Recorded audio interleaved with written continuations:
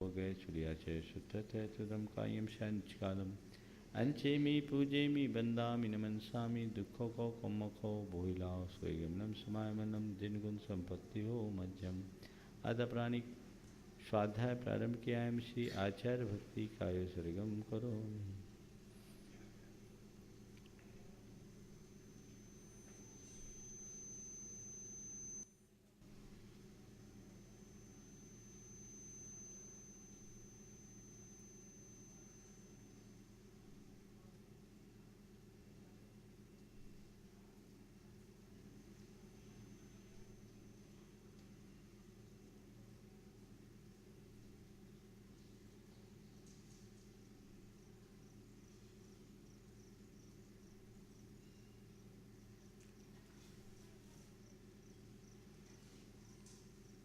श्रुत जलसी पारिकेभ्य सपरमद विभावना पटुमतिभ्य सुचरित तपोनिधिभ्यो नमो गुरुभ्यो गुण गुरुभ्य छत्तीस गुण समज्ञे पंच विहाचार्य करण संदर्शे शिष्यानुग्रह कुशले धम्माय सदा वंदे गुरु भक्ति संयमेन तरन्ति संसार सायरम घोरम छिन्नन्ति अट्ठिकम्मं जम्मन मरणं न पाविन्ति ये नितं व्रतमन्त्रहोमनिरता ध्यानाग्निहोत्राकुला सत्कर्माभिरतास्तपोधनधना साधु क्रिया साधव शीलप्रावरणा गुणप्रहरणा स्यन्दार्गतेजोधिका मोक्षद्वारिकपाठपाटनभटा प्रीणन्तु मां साधव गुरुवः पान्तु नो नित्यं ज्ञान दर्शन नायिका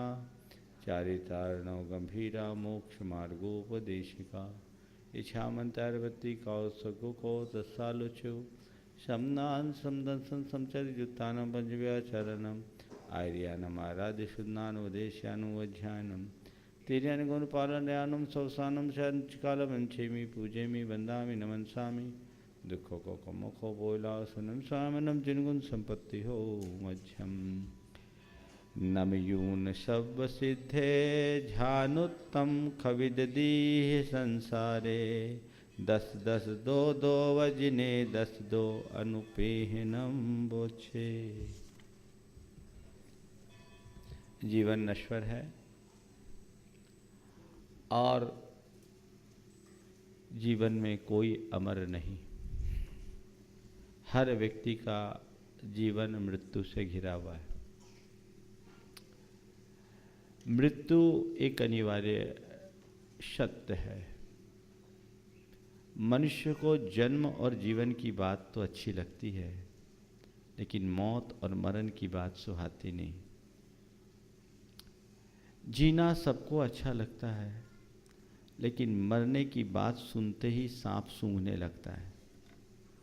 संत कहते हैं इस सच्चाई को तुम स्वीकारो या नहीं स्वीकारो, तुम्हारे स्वीकार करने और अस्वीकारने से फर्क नहीं पड़ता। जो सच्चाई है वो है, सदा रहेगी।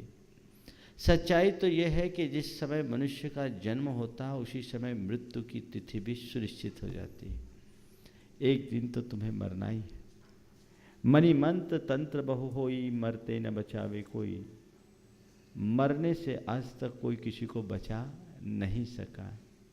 इसलिए मृत्यु का भय छोड़ो, और मृत्यु का ही नहीं, संसार में कोई भी बात हो तो उसको लेकर भयभीत मत हो। जब अपने आप को तुम लाचार, कमज़ोर, बेबस महसूस करने लगो, तुम किसी दूसरे की तरफ मत जाओ, क्योंकि दूसरा कोई ऐसा नहीं है जो तुम्हें सहारा दे सके। दूसरा ऐसा कोई नहीं है जो तुम्हें शरण दे सके। दूसरा ऐसा कोई नहीं है जो तुम्हारा तारन हारा बन सके, क्योंकि संसार का प्रत्येक व्यक्ति और संसार की है, असरण है, अनाथ है, वो खुद किसी तारनहार के तलाश में है, तो फिर वो तुम्हें सहारा आखिर दे कैसे सकती। इस तरह की भाव भूमिका में हमने कल चर्चा की थी कि बाहर कोई शरण नहीं। दो चीज़ें हैं, एक है पदार्थ और दूसरा है परमार्थ। मनुष्य का जीवन पदार्थ से ज़्यादा जुड़ा हुआ है। हर व्यक्ति की सोच पदार्थ से जुड़ी हुई, और वो सोचता है कि मेरे पास जो संसाधन है वो मेरी कामयाबी के आधार हैं। मैं अपने संसाधनों के बल पर बहुत कुछ पा सकता हूँ, बहुत कुछ उपलब्ध कर सकता हूँ। जीवन में आगत आपत्ति विपत्ति में वे सब मेरा सहारा बन जाएंगे और मेरा काम चल जाएगा। कल की चर्चा में कहा गया कि तुम किसके मोह में और किस भ्रम में जी रहे हो।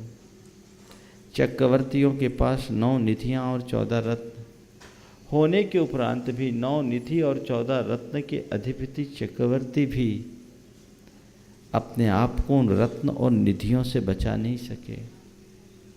चक्रवर्ती की चतुरंगनी सेना भी चक्रवर्ती का संरक्षण नहीं कर सकी, और जब मौत की वेला आई तो उसे कुत्ते की मौत मरनी पड़ी। ऐसा चक्रवर्ती जिसके चक्र रत्न की 1000 देव रक्षा करते, वो चक्रवर्ती एक साधारण व्यंतर के द्वारा मारा गया। आपने कभी कल्पना की, एक चक्रवर्ती के चक्र रत्न की रक्षा करने वाले 1000 देव 6 खंड पर जिसका एक छत्राधिपत्य स्वामित्व है, उस चक्रवर्ती के लिए भी मौत की वेला में कौन सहारा बना लगा? नारायण श्री कृष्ण अर्धचक्री 3 खंडाधिपति, लेकिन मरते समय उन्हें कोई पानी पिलाने वाला भी नहीं मिला। एक तीर के लगत कृष्ण की विनस गई काया। ये संसार है, ये संसार की सच्चाई, इसको तुम स्वीकारो।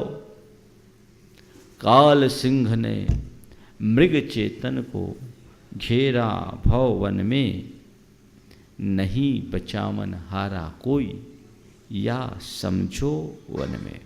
मन में कोई तुम्हें बचाने वाला है नहीं, सब और सबसे बच जाओ, मौत से नहीं बचोगे। तुमको दुनिया की कोई ताकत मौत से नहीं बचा सकती।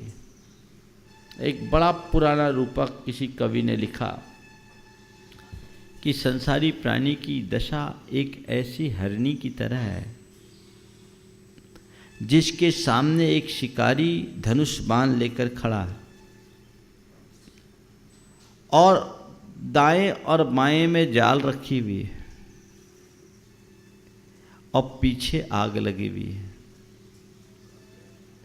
और इसके साथ वह हरिणी गर्भवती है, और उसके पीछे उसका बच्चा लगा है। वो पूछ रही है, किम करोमि क्वयामि, अब मैं कहाँ जाऊं, क्या करूं? अग्रे व्याधा करधत सरा पार्श्वतो ज्वालमाला पृष्ठे वन दहती वन्नी। आगे शिकार है, शिकारी खड़ा है एकदम करधत सरा, हाथ में बांध लिए, धनुष बांध लिए, और पार्श्वतो जाल माला, दोनों तरफ जाल है।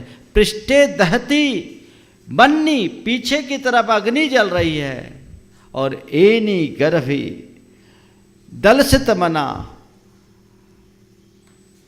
पृच्छति क्व किम करोमि क्वयामि, मैं क्या करूं, कहां जाऊं, कोई ठौर नहीं, चारों तरफ मौत का सामान है ये सच्चाई। लेकिन संसारी प्राणी की दशा बड़ी विचित्र है, इतना सब कुछ होने के बाद भी संभलता नहीं। सन 1986 की बात है,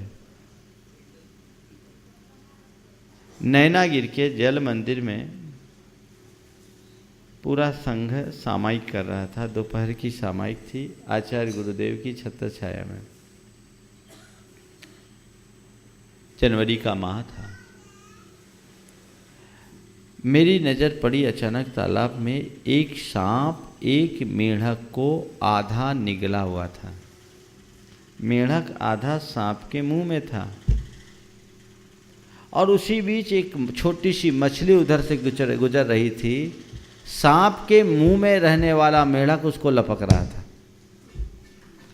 मैंने गुरुदेव को कहा, महाराज जी देखिए कैसा दृश्य। उन्होंने कहा, यही संसार की वास्तविकता है, यही संसार की वास्तविकता है। संसारी प्राणी की यही दशा है। वो काल रूप सांप के मुंह में बैठा मेढक है, फिर भी विषयों को देखकर टर्र टर्र कर रहा है। विषयों की मछली का भक्षण करने की लालसा उसकी नहीं छुटी। जीवेशना उसकी इतनी प्रबल, भोगेशना इतनी प्रबल कि उसके बाद भी वो उनसे मुक्त होने की कोशिश नहीं करता, उनसे बाज आने का प्रयास नहीं करता। तो क्या होगा? ये क्या है? हमारी वास्तविकता क्या है? बाढ़ की संभावनाएं सामने हैं और नदियों के किनारे घर बने। क्या बोला? बाढ़ की संभावनाएं सामने हैं और नदियों के किनारे घर बने हैं। कभी भी नदी का पूर आए और तुम्हें बहा ले जाए, कोई अता पता नहीं। किस पर भरोसा? कल मैंने कहा था, कुछ भी काम नहीं आते, कुछ भी काम नहीं आते, सब यहाँ का यहीं रह जाता है। इस सच्चाई को समझो। आज आगे और बोल रहे हैं कि देख, तेरे को कोई रखने वाला है, तेरे को कोई बचाने वाला है, या तेरी कोई संभाल करने वाला है, तो बाहर नहीं, तेरे भीतर है। तुझे संभालने वाला तेरा अपना आत्मा है, परमात्मा है, और कोई नहीं। देखिए आगे क्या कहते हैं आचार्य कुंद कुंद के शब्दों में। जाई जरा मरण रोग भय दो, रखे दी अपनो अपा, तम्हा आदा शरणम, बंधोदय सत्यकम बदिरितो,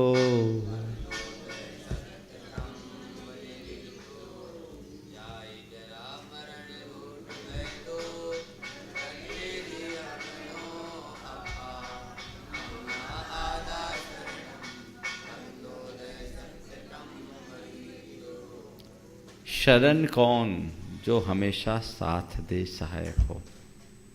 जाति, जन्म, जरा, बुढ़ापा और मरण, मृत्यु, रोग, इनके भय से अपनों अप्पा, अपनी आत्मा ही अपने आप को बचाता है। रखे दे, जाति, जरा, मरण के रोग से आत्मा ही आत्मा को बचाता है।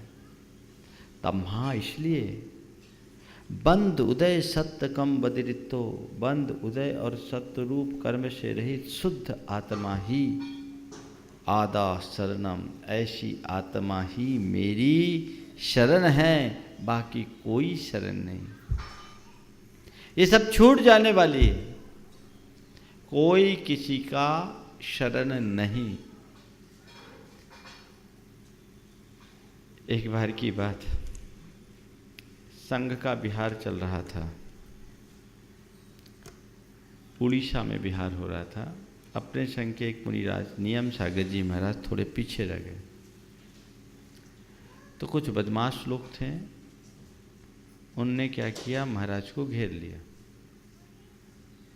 उपसर्ग करने की नियत से। 1983 की बात है, 84 की, उसके पहले 84 जनवरी में जब आचार्य श्री बिहार कर रहे थे खंडगिरी उदयगिरी से रायपुर की ओर। अब घेर लिया, उनने देखा अब क्या करें, अपने ऊपर आए हुए उपसर्ग को देखकर उन्होंने क्या किया, संक्षेप प्रत्याख्यान कर लिया।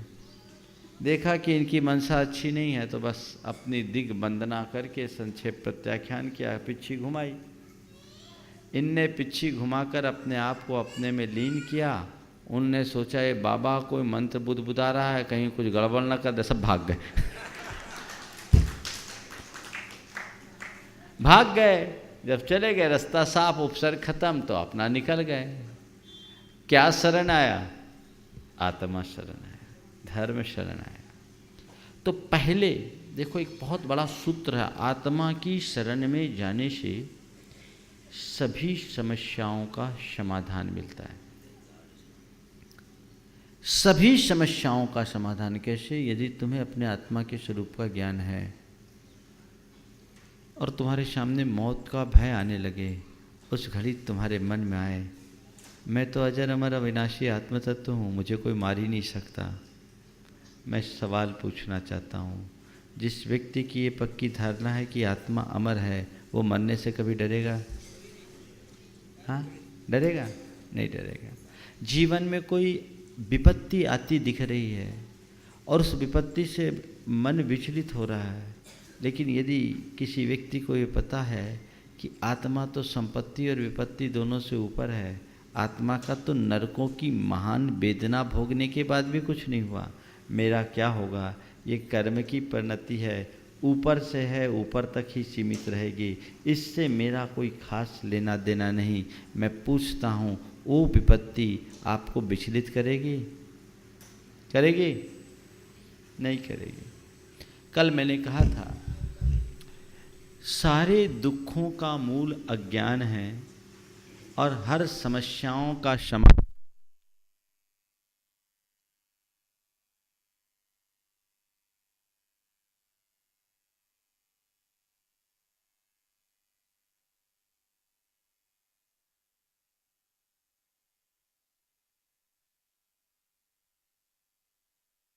कह रहा था। सारे दुखों का मूल अज्ञान है और सारी समस्याओं का समाधान ज्ञान है। अज्ञान क्या है? वस्तु के स्वरूप को न समझ पाने के कारण हम हर चीज़ को अपने मनोनुकूल प्रवर्ताने चाहते हैं। हम चाहते सब मेरे अनुरूप हो, और जब मेरे अनुरूप नहीं होता तो मन उद्विग्न हो जाता है, विचलित हो जाता है, अशांत हो जाता है। और जब मुझे मालूम पड़ जाए कि ये जो चीज़ें हैं इसका सिस्टम कुछ अलग है, मैं चाहूँ तो और न चाहूँ तो वो हो नहीं सकता, तो फिर मेरे मन में कोई किसी प्रकार की खेद खिन्नता नहीं होगी। जिस व्यक्ति को वस्तु के स्वरूप का ज्ञान नहीं होता, वो छोटी छोटी बातों से विचलित हो जाता है, और जिसे वस्तु स्वरूप का सच्चा ज्ञान हो जाता, वो बड़ी बड़ी विपत्तियों में भी अविचलित बना रहता है। मैं आपसे पूछता हूँ, पारसनाथ भगवान पर जब उपसर्ग हुआ, उन्होंने कहाँ गुहार लगाई? क्या किया? कितने दिन उपसर्ग चला? 7 दिन 7 रात। कैसा उपसर्ग था? कैसा? कल्पना कर सकती हो? सुन करके, चित्रण सुन करके रोंगटे खड़े हो जाएं, ऐसा उपसर्ग है। पारसनाथ भगवान दुखी क्यों नहीं हुए? उनको दुख था।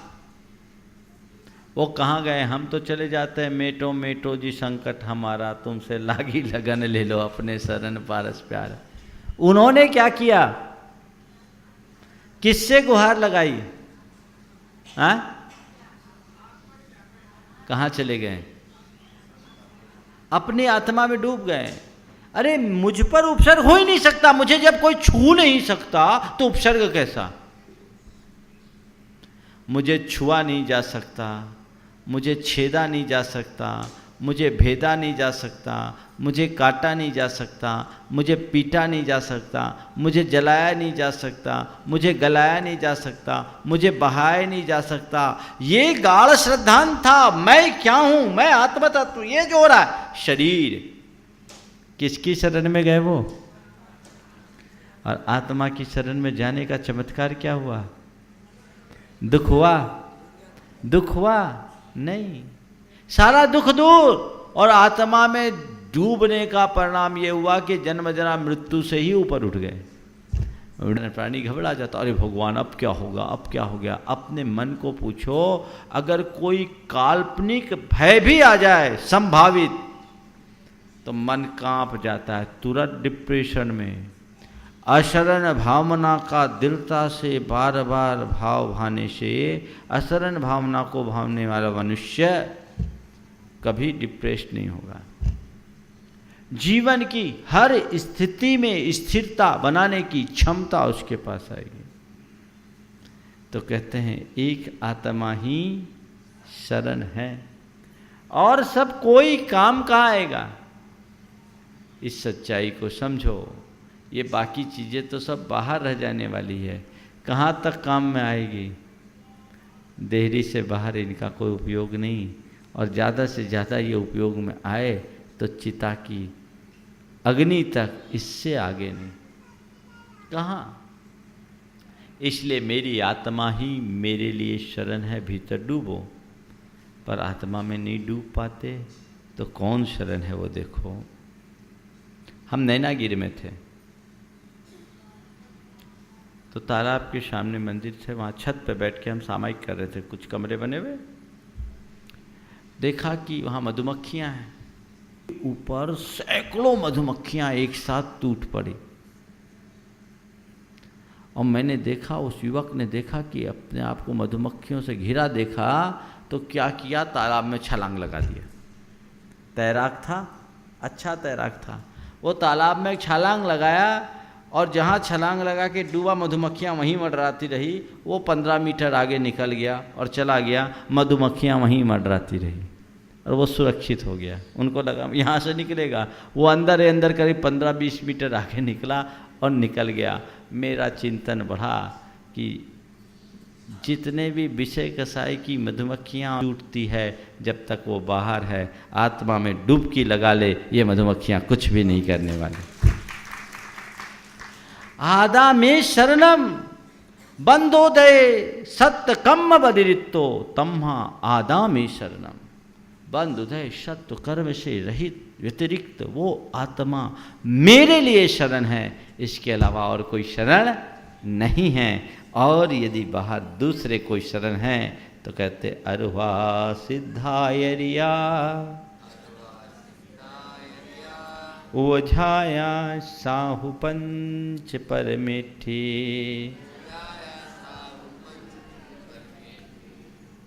ते विहु चिट्ठ दिया दे तम्हा आदाहु में शरणम।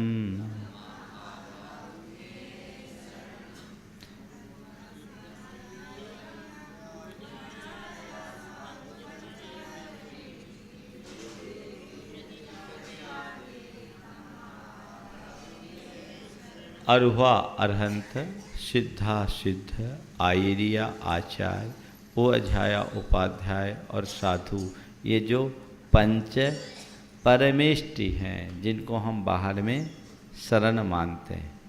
आचार्य कुंद कर रहे हैं कि पकड़ना है तो एकदम सुपर को पकड़ो। पंच परमेष्टि की शरण भी व्यवहार शरण है। ते विहु चिट्ठ दिया दे, ये सब आत्मा में स्थित होते हैं। अरूह अरहंत को बोलते हैं, समझ गए। अरिहंतानम, अरहंतानम, अरुहंतानम, 3 पद बनता है। अरि जिन्होंने मोह रूप शत्रु को नष्ट कर दिया, अरहंतानम यानी जिन्होंने रज ज्ञानावरण आदि कर्मों को नष्ट कर दिया है। अरुहंतानम, रूह जो दोबारा बीज के रूप में उत्पन्न न हो उसको बोलते अरुहंतानम, यानी कर्म रूप बीज से जो मुक्त हो चुके हैं, जिनके अंदर दोबारा कर्म का अंकुर उत्पन्न होने वाला नहीं, ऐसे अरुहंतानम। तो अरहंत भगवान, सिद्ध परमेष्टि, आचार्य उपाध्याय और साधु, ये 5 परमेष्टि हैं, लेकिन ये व्यवहार रूप से शरण है। क्यों?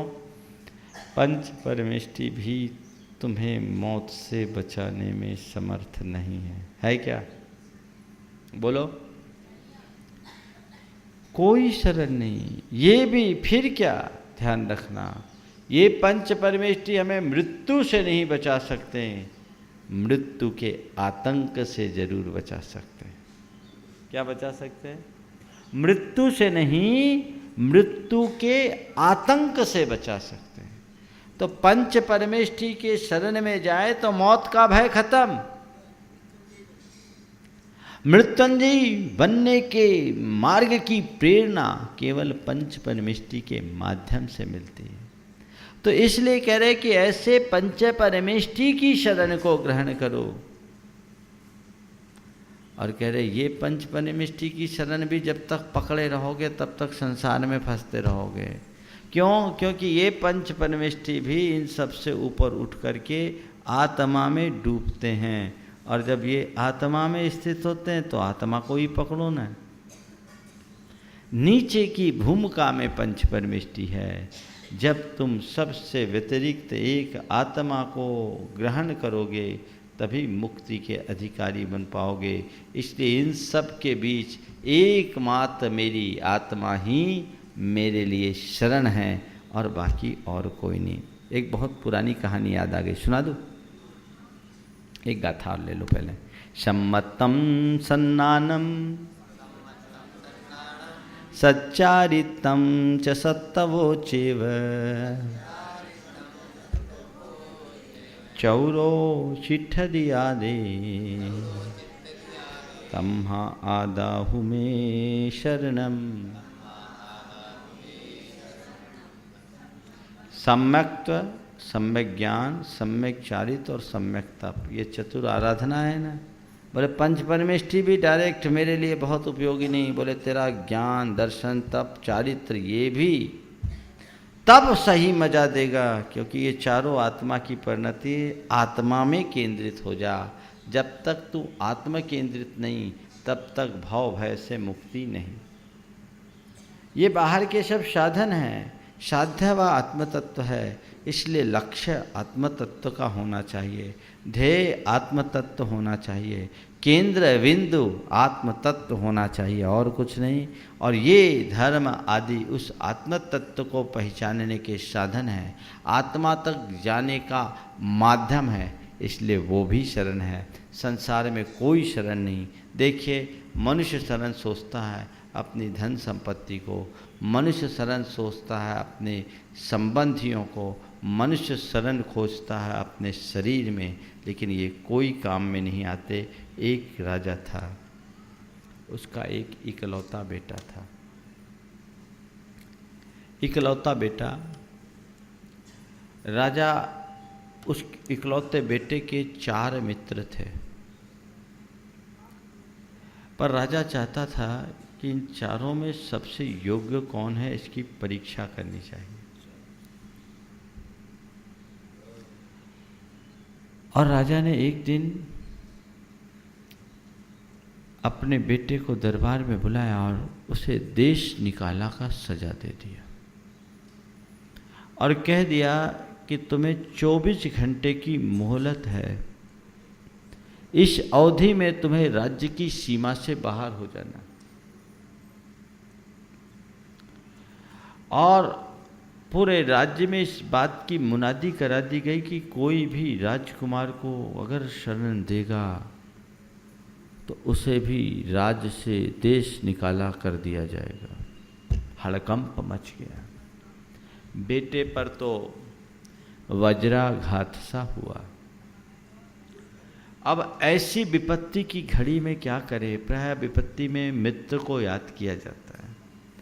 उसे अपने चारों दोस्तों में एक दोस्त ऐसा था जो छाया की तरह उसके साथ रहता था, 24 घंटे साथ रहता था।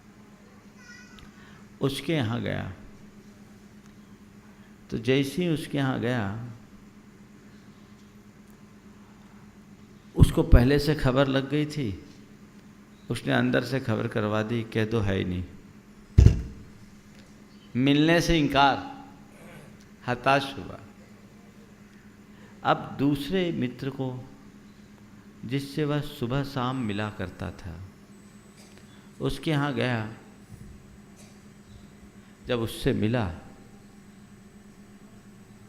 तो उसने कहा, भाई देखो, दरवाजे से अंदर भी एंट्री नहीं दी।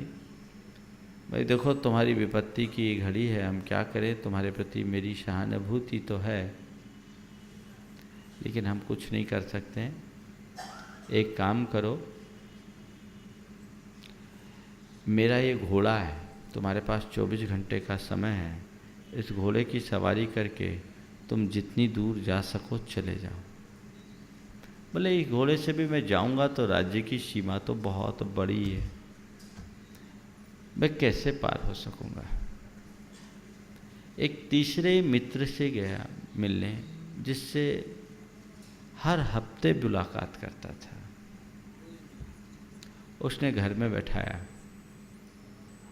हाल समाचार सुना, अपनी तरफ से सहानुभूति प्रकट करते हुए कहा कि भाई निश्चित तुम्हारी विपदा बहुत बड़ी है, लेकिन मैं क्या करूं, ऐसा करो कुछ खाने पीने का इंतज़ाम कर देता हूं और कुछ रुपये तुम्हें दे देता हूं, तुम चुपचाप चले जाओ, लेकिन यहाँ ज़्यादा देर तुम ठहर गए तो मेरे ऊपर भी शामत आएगी, इसलिए कृपा कर यहाँ से चले जाओ।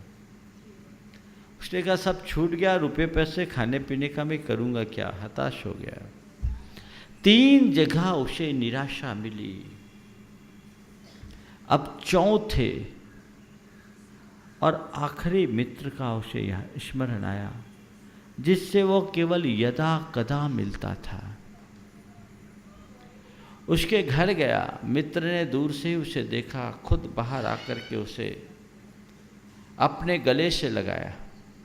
आओ मित्र बैठो, तुम पर क्या विपत्ति। बोले क्या बताऊं, तुम्हें पता है। बोले मुझे सब पता है, तुम पहले यहाँ बैठो, नाश्ता पानी करो। बोले मर रहा हूँ, तुम नाश्ते पानी की बात बोल रहे हो। बोले मैं कह रहा हूँ ना यहाँ बैठो, कोई चिंता नहीं, अब जब तक मैं हूँ तुम्हें किसी प्रकार की चिंता की बात नहीं। नहीं नहीं देखो ये बहुत विचित्र स्थिति बन गई है, और मालूम है जो मुझे शरण देगा उसको भी देश निकाला मिलेगा। बोले ठीक वो सब सुनूंगा, पर एक बात का जवाब दो। बोले बताओ, तुमने कोई अपराध किया। बोले नहीं। अच्छे से याद करके बताओ कि तुमने कोई अपराध किया। बोले नहीं, कोई अपराध नहीं किया। बोले ठीक, जब अपराध नहीं किया तो निरपराध व्यक्ति को कभी भी सजा नहीं दी जा सकती, ये राज्य का नियम है। जब तुम्हारा अपराध नहीं तो सजा किस बात की। मैं राजा से जा करके बात करता हूँ, और अगर सजा होगी तो पहले मुझे होगी, तुम्हें बाद में। सजा होगी तो पहले मुझे होगी, तुम्हें बाद में होगी। जब तुमने कोई अपराध ही नहीं किया तो सजा किस बात की।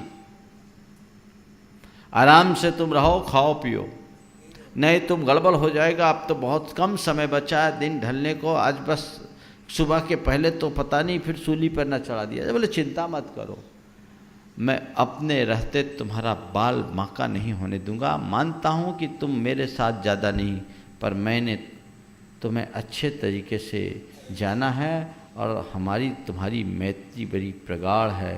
तुम निश्चिंत रहो, मेरे रहते तुम पर आँच भी नहीं आएगी। खबर राजा तक चली गई।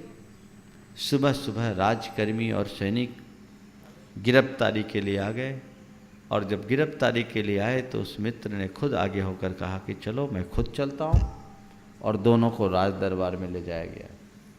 राजा ने कलकते हुए कहा कि तुम्हें पता है राजकीय नियमों के उल्लंघन का परिणाम क्या होता है।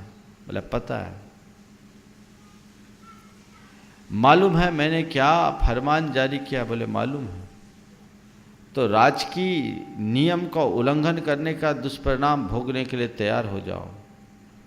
उसने कहा महाराज मैं तैयार हूँ, आपकी हर आज्ञा के अनुपालन के लिए तैयार हूँ, पर मैं आपसे केवल एक निवेदन पूछता हूँ, आपसे एक निवेदन करना चाहता हूँ कि निरपराध व्यक्ति को सजा देना किस न्याय शासन की व्यवस्था है। राजा बोला कौन से निरपराध। बोले आपको, मुझे और राजकुमार को जो सजा देना दे देना, पहले मुझे सजा दो फिर राजकुमार को देना, पर पहले राजकुमार का अपराध बताओ। राजा ने डराने की कोशिश की कि मैंने जो आज्ञा दे दी होते थे। बोले दे दीजिए, राजा आज्ञा है आप कीजिए, लेकिन यही माना जाएगा कि इस राज्य में अंधा कानून है, और बिना किसी अपराध के किसी को भी सूली पर चढ़ाया जा सकता है। मेरा आपसे करजोर करबद्ध निवेदन है कि आप पहले राजकुमार का अपराध बताएं, और यदि राजकुमार अपराधी है तो फिर उसे अपराधी को शरण देने के कारण मैं भी अपराधी हूँ। आप पहले मुझे सजा देना फिर इस राजकुमार को। जब चौथे मित्र ने इतनी दृढ़ता से अपनी बात की, राजा अपने राज सिंहासन से उठा और बेटे से पहले उस मित्र को अपने छाती से लगा लिया और कहा, बेटे मुझे जिसकी तलाश थी वो मिल गया, तू ही सच्चा मित्र है। और आज के बाद मैं अपने बेटे को तेरे ही भरोसे छोड़कर जाता हूँ। कहानी मज़ेदार लगी आपको? लगी? ये कहानी किसकी है? हमारी कहानी है, हमारी आपकी सबकी कहानी है। हर व्यक्ति के 4 मित्र हैं, समझ गए? पहला मित्र है संपत्ति, संबंधी। जब कोई विपत्ति आती है तो संबंधी सबसे पहले किनारे काट जाते हैं, मिलने के ही काम में नहीं आते। देखो कहते हैं ना, जब धूप ज़्यादा होती तो छाया छोटी हो जाती होती, अपने भी गैर बन जाते, पहचानने से इनकार कर देते। बुरे वक्त में ही आदमी की पहचान होती है। तो संबंधी बस जिसके पीछे आदमी रात दिन लगा रहता है, किनारा काट जाते हैं। संपत्ति दूसरे नंबर की, बोले ले जाओ मेरा घोड़ा, बस काम खत्म। कुछ दूर तक संपत्ति तुम्हारे जीवन के लिए शुभता दे सकती, इससे आगे नहीं। तीसरा मित्र है शरीर, जिसने कहा कि कुछ नाश्ता पानी का इंतजाम ले लो, रुपया पैसा ले और चलो, तो ज़्यादा से ज़्यादा मैं राज्य की सीमा तक तुम्हारे साथ चलता हूँ, उससे आगे नहीं जा सकूँगा। ये शरीर की सीमा है, ज़्यादा से ज़्यादा मौत तक साथ देगी, इसके बाद ये शरीर भी हार जाएगा, इसके आगे शरीर की कोई गति नहीं। लेकिन चौथा मित्र है धर्म, जो हर हाल में तुम्हारा साथ देता है कि जब तुमने कोई अपराध ही नहीं किया तो तुम्हें दंड कहाँ। और जो इस धर्म का दामन थामता है, उस व्यक्ति के जीवन में कभी अनर्थ नहीं घट सकता।